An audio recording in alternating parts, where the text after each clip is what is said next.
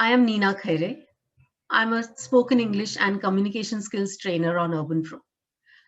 The last 15 years of my life, I've been dealing with English, teaching English to children of all ages. Initially, it was young children, then older children, and now I've started taking online classes. I've connected to UrbanPro, and last few months, I have been taking these classes with students of all ages. There are young children, there are young adults, there are older adults, and I even have a few students who are over 60 who still have the enthusiasm to improve their English. Now, the main thing that I'm doing with these students is I'm trying to infuse a little confidence in them. Most of them know English to a certain extent, but they are not confident that when they'll speak, they'll be able to do it fluently. And most of them are generally out of practice. They haven't practiced enough. And that's why I have to step in and I have to give them that practice as well as the confidence. So I mainly work through activities. I try not to bring too much of written content or oral content, which are words. So it's mostly through activities where the listening, speaking, reading, and writing get enhanced. Today, the topic that I have taken is communication skills. Let me share my PPT with you. So communication skills enable us to express ourselves in a positive and clear way, both orally and in written form. Demonstrating them involves sharing information in a simple and easy to understand manner. But it's also a two-way street. Communication does not simply mean speaking. It also means listening, and listening well. The types of communication skills that we can generally talk about are speaking skills, both verbal and non-verbal, listening skills, writing, reading, and presentation skills. Let me deal with each one of them separately. Speaking. It's the most frequently used way to get a message across, and it includes meetings, presentations, workshops, even face-to-face speaking. Now, how should you speak? You should listen to yourself speak. That's how you improve. Listening to ourselves means there are two ways to do that. One is the age-old way of standing in front of the mirror and practicing, seeing yourself, listening to yourself. The more modern technique is to record yourself. It could be an audio recording, it could be a video recording, so that you could improve on how you are presenting yourself. Non-verbal communication. This constitutes 93% of what we communicate. And that's why it's quite important. It includes our eye contact, the facial expressions, hand gestures, body language, the tonal quality. All of these are called non-verbal communication because they have a very big impact on what we are saying, because it is how we are saying it. That means verbal communication is only 7% of our communication. The words that we use, that constitutes only 7%. But how we do these words brings in the entire communication. And that's why we need to analyze each situation before speaking. For example, you would like to speak slowly when you're speaking to young children, even to older adults for that matter. And also when you're talking about complicated systems or a complicated concept, you need to go slowly there. Telephonic communication, something which happens a lot these days. We have adopted this communication not only for informal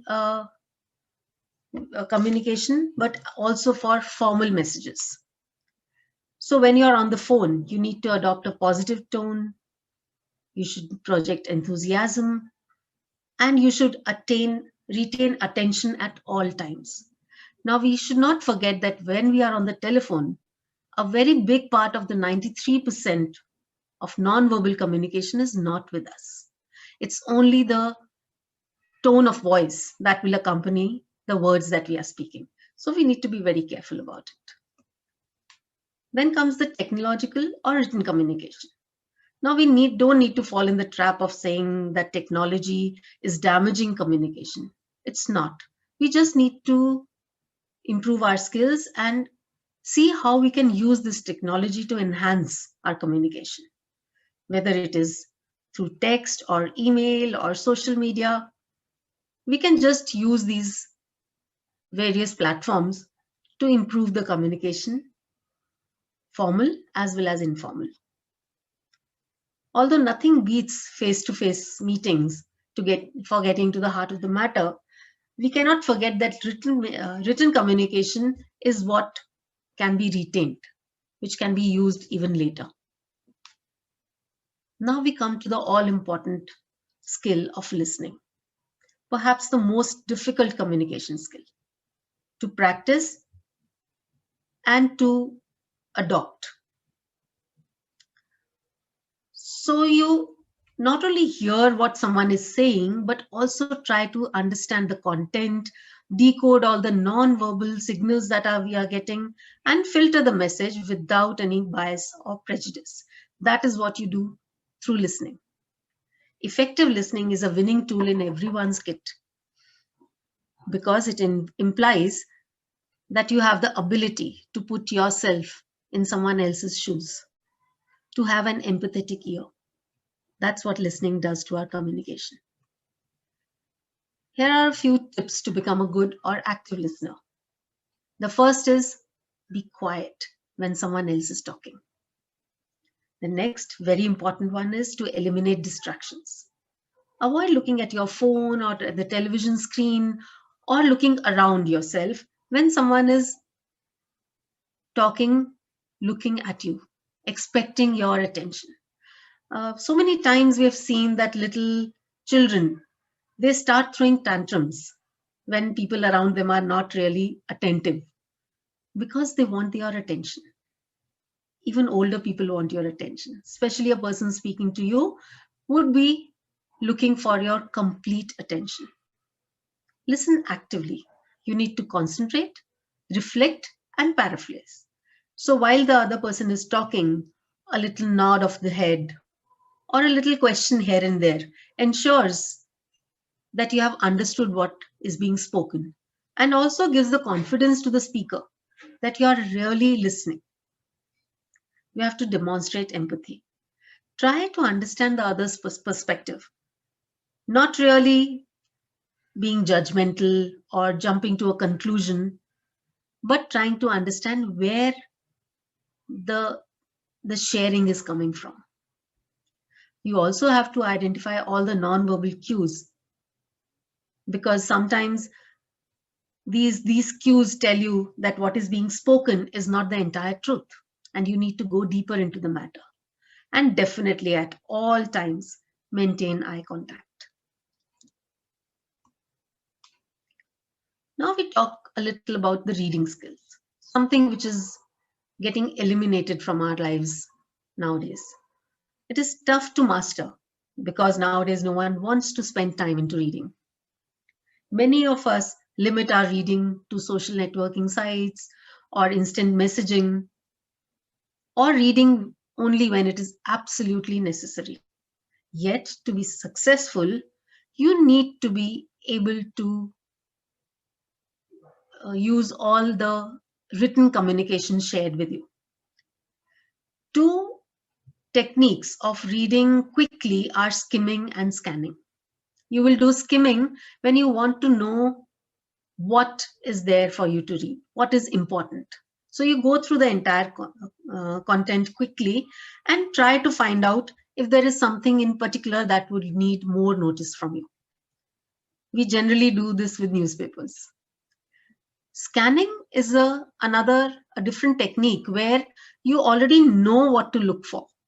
So if there's a circular or a letter or an email that you're looking for, you would go through everything quickly, and the moment you spot what you're looking for, you will pay more attention to that. Having said that, the age-old technique of word-to-word reading still has its own values. Last of all, we come to presentation skills. So presentation skills are actually a compilation of all other skills. They need your listening, your reading, your writing, and your speaking skills. So in order to obtain maximum impact, the first thing that you need to do is research your audience. What is the kind of audience that you have? Accordingly, you will have to tweak your presentation a little bit. Then you have to structure your presentation well. Your presentation should be having an opening, a body, and a closing every time. Practice. Practice a lot, but don't memorize. Because when you start memorizing, it comes across as shallow presentation. You need to know your content well so that you can improvise even at the last moment. Curtail your content. Do not keep going on and on and on so that the audience is bored and is not able to concentrate anymore. Curtail. Bring only the most important content, and then you can take breaks and continue. Last but not the least, use your body language. When you are presenting something, your body language is as important as the words you speak. Remember, it's 93% of your entire communication. So these were the skills in short. Definitely, if we have to go deep into it, each one of it needs more explanation, more practice through activities, through reading, through writing. And that's what I generally do with all my classes. Thank you.